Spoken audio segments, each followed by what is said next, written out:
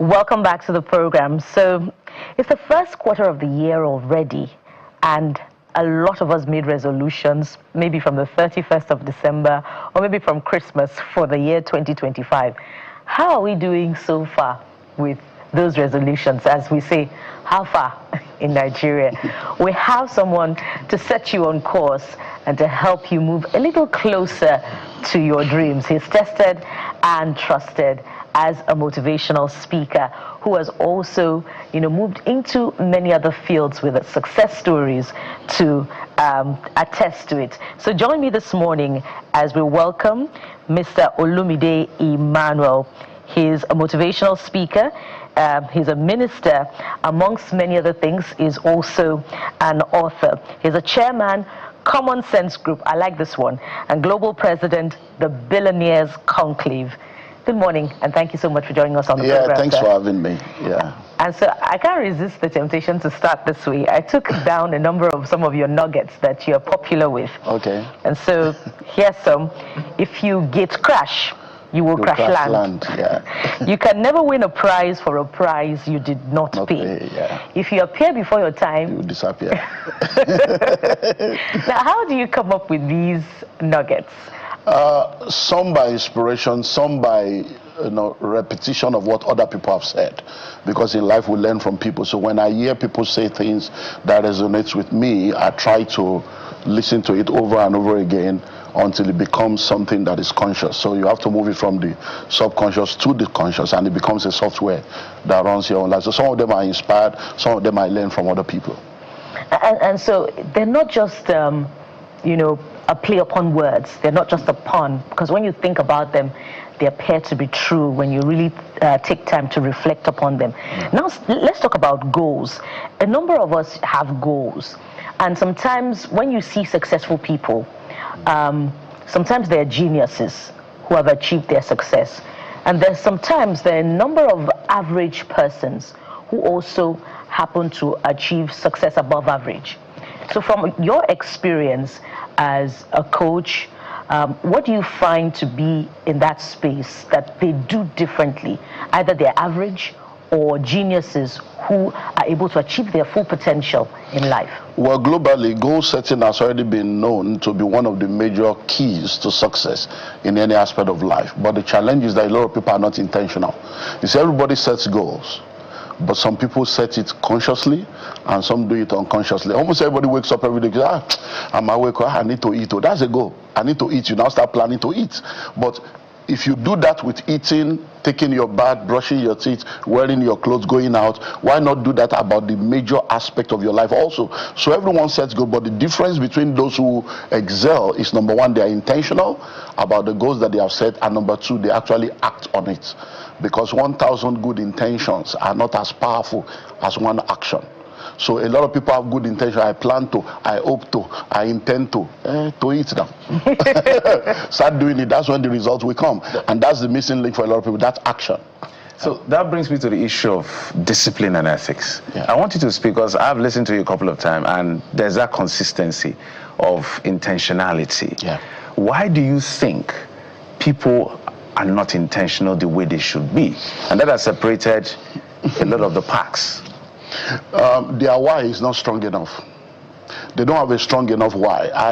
Like you said, I'm the global president of the Billionaires Conclave, and we host, our annual events. As a matter of fact, it's this morning, so people are already waiting for me now. So gathering this morning. Oh yes. So we can follow you from here. So the 5 of them are lodged in the hotel already, and we're starting 9 a.m. this morning.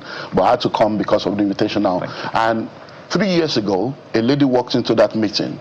Where about 3 of us standing just discussing, and she comes in looking out of this world. Her shoes, her bag, the perfume was what was like, wow. And she sits down there, goes through the first day. The second day of the meeting, she stands up to ask a question. I don't understand. Now, when I came in yesterday, I was like billionaire in this Nigeria. But I came in, I saw a lot of young people. And the way people are calling billions since yesterday, I'm like, are we in the same country? So because the entirety of last year, that was the previous year, that our entire turnover for the year was less than 10 million. But look at that guy. I know that guy. About 4 years ago, he still borrowed money from me. But I know he's a genuine person. I can say, I didn't know that you people are making this. So why am I not making the same kind of money? Now this day too, and she's dressed up. So I asked her, I say, all these things you are wearing, do you know how much it costs? That when you came in yesterday, we saw you. I said, that means it's either you have a rich husband or you have money or a rich father that is taking care of it. Also, yeah, I'm married and my husband takes care of me. Is there anything wrong in that? I said, that's why you can't make the kind of money that we have made. But if you are a single parent, you have a man taking care of you, taking care of all your bills, the desire, the drive to make money will be lower. As if you have a useless husband that is not taking care of, or you are a single parent of 2 children and you still have mother, brother, sister, everybody on your head. I said, you will make more money because you have a stronger why. I say your why is not strong enough. And are you now telling me that I should not take money from? I said, I said, listen to me, wealth is not sexually transmitted. You are married to a rich man, that does not make you rich. You are the wife of a rich man, you are not rich. Because if that man dies today, can you give yourself and the children the same quality of life that that man gives? So I'm not saying don't collect money from yours. I say, I have a bigger why. Say, so what's my why? I say, let your children become your why.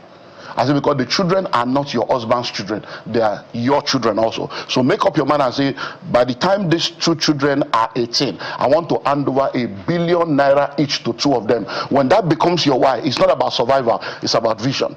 I said, when you do that, you begin to drive. Because every time you drive, you face opposition. You're like, I can't come and keep myself. My husband is thinking, what am I even looking for? And so now you know you are looking for something. The next year, she did over 100 million.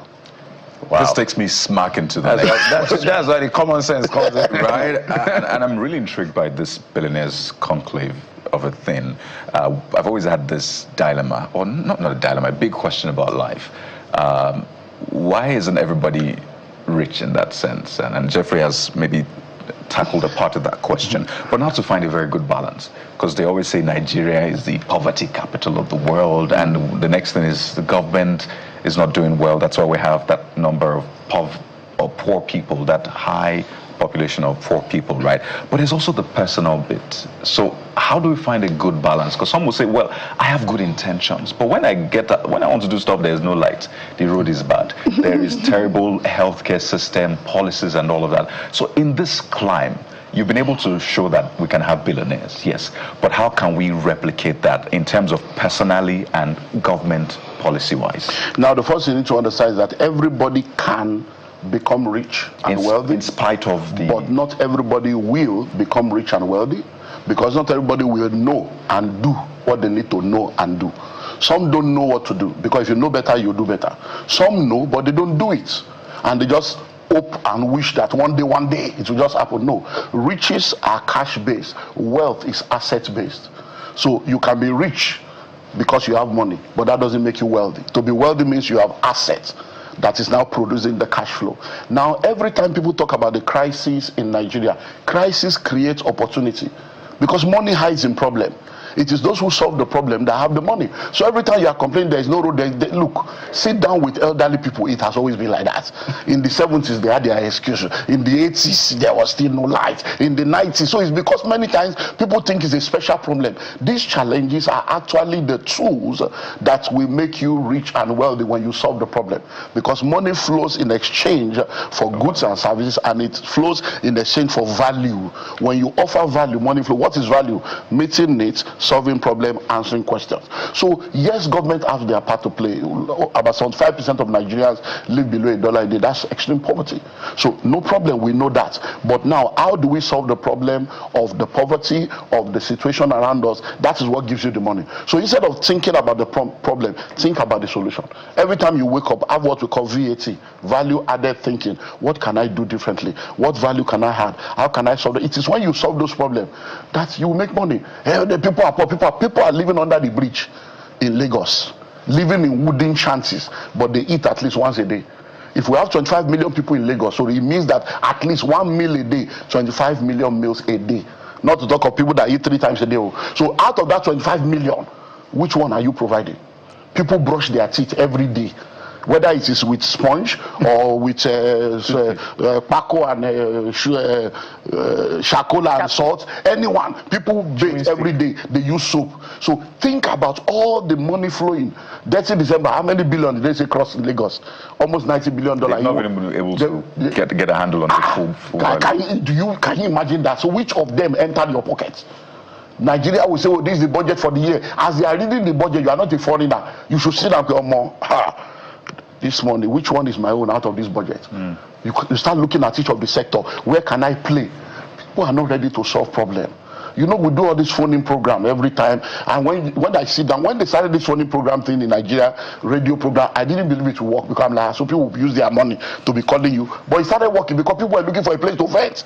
So what had happened is what was happening with all this free readers association, where people sit in front of a newspaper vendor, they transfer it to the media. They will say, hello, who is that? What do you think? This country, have you noticed that almost every time people phone in, nobody's bringing solution?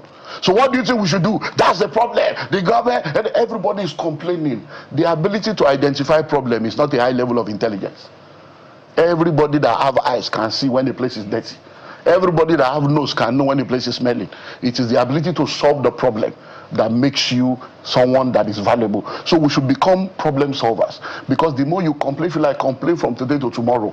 Some of the people you are complaining to, they are deaf and dumb. They are not ready to listen to you. They are not ready to answer you. So you have to become intentional about becoming a problem solver. So I'd like to think that, flowing from everything that you have said, the expression "the billionaires conclave" is not just a beautiful sounding phrase, that they are indeed billionaires. Are you a billionaire, sir? This is asset declaration form. Yes, I am. You're a because billionaire. I have assets worth over $1 billion. I've written over 100 books. One book alone is worth over $1 billion. Because if you look at who is a billionaire, then we begin to break it down. So, but for me, it's all about assets. So once you have enough assets to be able to do that, then you're good. So a lot of us know you as the motivational speaker, the minister. Is it the author? Is it based on your work as, you know, these different realities and personalities that earned you the billionaire status in reality? I've been doing business for 37 years. Should I be poor? Okay. So you're also So I didn't wake up one day and find money. So it takes time. Wealth creation takes time. It's not a get-rich-quick scheme. It's not something you just wake up and become wealthy. It takes time. If you are 10 years old or you are 20 years old, just yesterday, I just came back from Benin yesterday night. One of the speakers that spoke yesterday spoke about how she bought a land for 35 million 23 years ago, and she sold it for almost 800 million. Can you wait for 23 years? I went to Ikorodu in 2001 and bought 100 acres of land for 50,000 per plot. 2001. This 2025. Can you wait for 24 years? Do you understand? I went to Abuja in 2008 and bought 100 acres of land for 50,000 naira per plot. I waited till now. Can you wait? So wealth is created over time. So when you see people that are wealthy, it begins with a wealthy mindset. So all the people in the billionaire club, they are not all billionaires as in they have 1 billion, but there are people that have a mindset of offering value that will attract that level into their life, and that's the way it works. There's a concern I would like you to speak to broadly, and I'm happy because we can listen to you for as long as we continue to talk. Transgenerational wealth is a problem in Nigeria. Sometimes we even look like people like Aliko Dangote say, God forbid anything happens to this man, what happens? Why do you think, because I think one of the international network they have a program called the 100 Club. Your company must be at least 100 years old before you can be on that program. Why can't we have that in this country and sustain it? Now, one of the major reasons why we don't have that is because you need a transgenerational mindset, a transgenerational vision, and a transgenerational strategy. When you look all around us, most businesses and organizations in this part of the world that are started, that are indigenous, they have not crossed 50 years. And the reason is because the first generation is always a pioneering generation. They go through the grind and they produce wealth by their sheer hard work and ingenuity and doggedness. But the second generation becomes a maintenance generation. Oh, let us maintain what daddy and mommy has done. Oh, let it not be destroyed. Oh, by the time the third generation comes, they become an entitled generation because they don't even know where the wealth came from. They are probably born abroad with a second passport. Driver is taking them to school. They don't know how to enter Molwe or enter BRT. They don't cook. Somebody is cooking for them. So by that third generation, they become entitled. By the fourth generation, they are back to poverty. So what needs to happen is that the first generation must be a pioneering generation. The second generation, while maintaining what the first generation has done, must also begin to pioneer their own and take what has been done into their own generation and relate it to their own time and season. The third generation, while enjoying the perks, must also generate their own and bring what has been done into their own generation. You see a lot of people that are around today. I was in Benin, like I said, one of the members of the Billionaires Conclave, a multi-billionaire. I had a session with her and her husband, and they said, please talk to our children.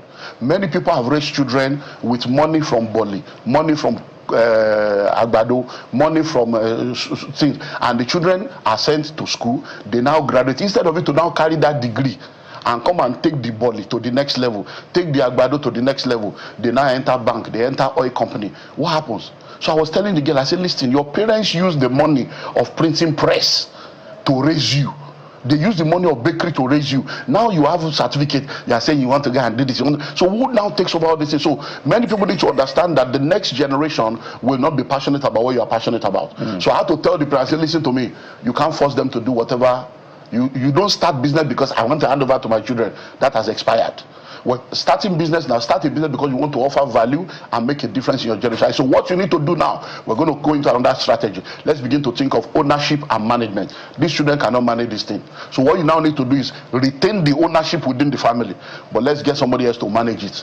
So they can own it, but they don't have to be the one to manage it. And that's the new level. We have moved from wills, you are doing will, you are put it in a trust. So there are strategies to all these things, which is what we try to help people to understand. So for me, that's why we don't have transition, because the next generation is not generating, they're just relying on what has been generated.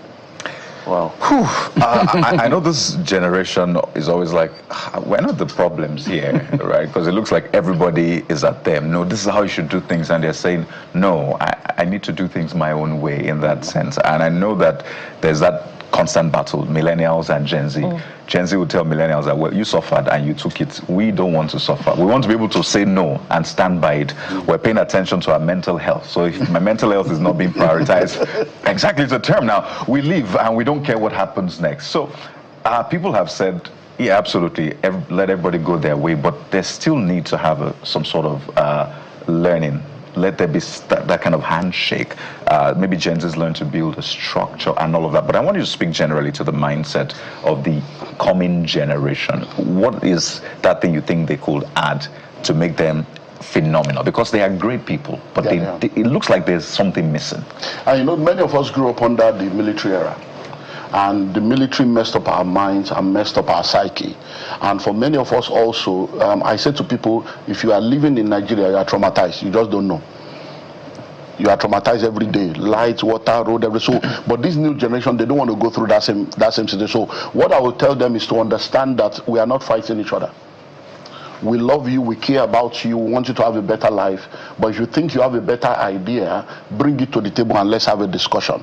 And let that handshake take place with honor and respect. So the older generation should honor and respect the younger generation because they know more than you think they know. Right. They are more wiser, more intelligent, more exposed than you, but they don't have the kind of experience that you have. So you need to understand, like we say in Yoruba,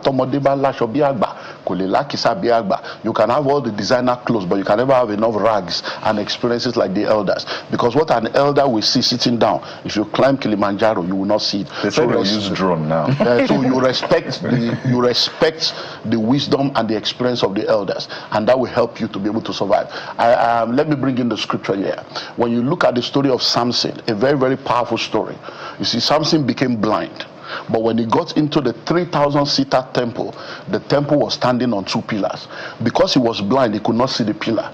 But he had to look for a young boy. He said, please, where is the pillar? He was blind. The young boy was visionary. He knew where the pillar was, but he didn't have the strength to pull down the pillar. When he located the pillar with his vision, Samson pulled down the place with his strength. So we need the vision of the young and the experience of the old to bring down poverty and lack in our lives. totally out of time. We can continue talking with you. So we don't have transgenerational wealth because we don't have transgenerational mindset. 1,000 good intentions is incomparable to one action. Riches are cash-based, wealth is asset-based. Yeah. I've added that to my vocabulary. Thank you so much, sir. We've been having this very interesting conversation with Dr. Olumide Emmanuel. He's a chairman, Common Sense Group, global president, the Billionaires Conclave, and Common Sense Guru and Wealth Creation Agent. Thank you so much, sir. Thanks for having me. And we look forward to having you on yet another invitation. And I love your wife. I should see your screensaver. So. Yes, indeed. Thank you for that, sir.